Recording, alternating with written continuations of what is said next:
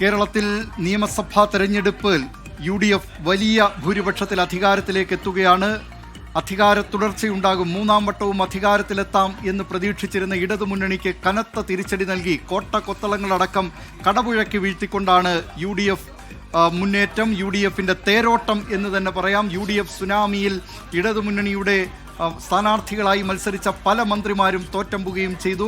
മുഖ്യമന്ത്രി പിണറായി വിജയൻ തന്നെ വോട്ടെണ്ണലിന്റെ തുടക്കത്തിൽ വിയർത്തതിനു ശേഷമാണ് പിന്നീട് കയറി വന്നത്. ആ നിലയിൽ വലിയ വിജയമാണ് ഇത്തവണ UDFന് ഉണ്ടായിട്ടുള്ളത്. അതെ, മുഖ്യമന്ത്രി അടക്കം 4 മന്ത്രിമാർ വിജയിച്ചിട്ടുണ്ട്. 4 മന്ത്രിമാരെ വിജയിച്ചുള്ളൂ CPMന്റെ ഭാഗത്ത് നിന്നുള്ളതാണ്. CPI സംബന്ധിച്ച് ചിഞ്ചുറാണി ഒഴികെ ബാക്കി എല്ലാവരും വിജയിക്കുകയും ചെയ്തിട്ടുണ്ട്. അതെ, നമുക്ക് തിരൂരിൽ നിന്നുള്ള ഫലം കൂടി കിട്ടുന്നുണ്ട്. വി അബ്ദുറഹ്മാൻ തോറ്റു. കുറുക്കോളി മൊയ്തീന്റെ വിജയൻ 24,127 വോട്ടിന്. അപ്പൊ നിയമസഭയിലേക്കുള്ള ഈ വിൻഡോയിൽ അബ്ദുറഹ്മാൻ ഇല്ല. അതെ, അദ്ദേഹത്തിന് ഈ വിൻഡോ നഷ്ടമായിരിക്കുകയാണ്.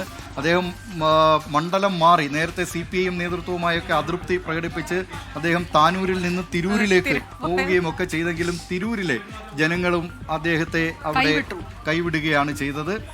അങ്ങനെ ഒരു വിൻഡോ പരാമർശം ചിലപ്പോൾ അദ്ദേഹത്തിന്റെ പരാജയത്തിന് കാരണമായിട്ടുണ്ട്. അതെ, അവിടെ വലിയ ഫുട്ബോൾ പ്രേമികളൊക്കെ ഉള്ള സ്ഥലമാണ്. മെസ്സിയെ കൊണ്ടുവരും എന്നൊക്കെ പറഞ്ഞിട്ട് ഈ വിൻഡോയിൽ ലഭിച്ചില്ല എന്ന് പറഞ്ഞതിന് ഒരുപക്ഷെ അവിടുത്തെ ഫുട്ബോൾ പ്രേമികൾ കൂടി റഹ്മാനെതിരായിട്ട് വോട്ട് ചെയ്തു.